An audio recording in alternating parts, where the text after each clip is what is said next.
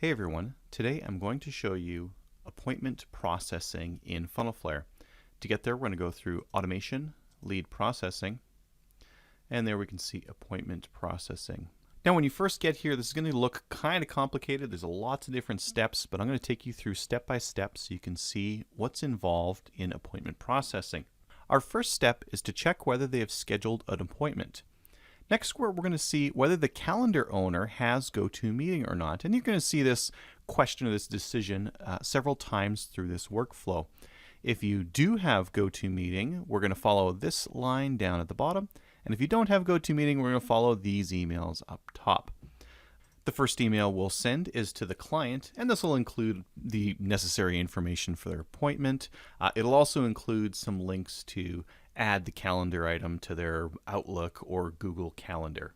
We send a very similar email also to the calendar owner so that they can be notified that someone's booked a meeting in their calendar.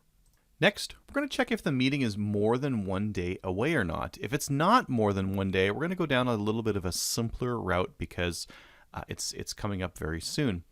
The next decision after that, is it more than 12 hours away? If it's not more than 12 hours away, we're not going to send any other emails. We're just going to send that original booking one because it's a very short-term one. So next, we're just going to see if it's canceled.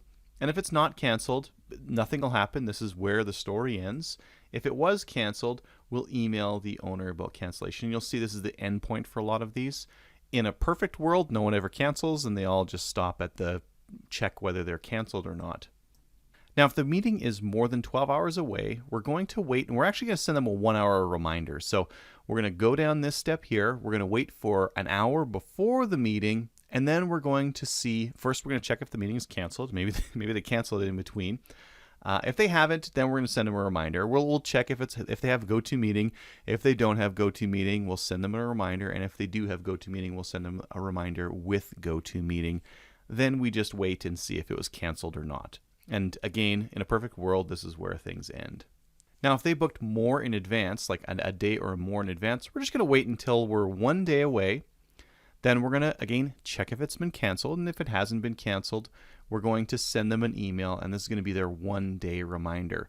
So at most, we're going to send our clients or our prospects the confirmation, a 1 day reminder, and then a 1 hour reminder as well. So these are the 3 emails that we'd send to our clients in a normal course of things.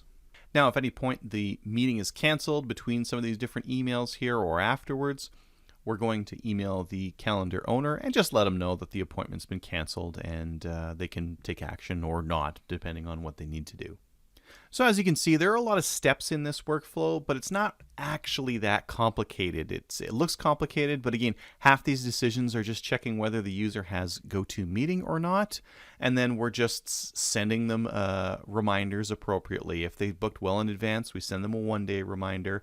If they booked fairly quickly, we send them a 1 hour reminder. And if they booked in the next 12 hours, we don't send them any reminders beyond that confirmation out to them. So it's a very easy to follow workflow once you know what's going on, and it's easy to edit if you need to.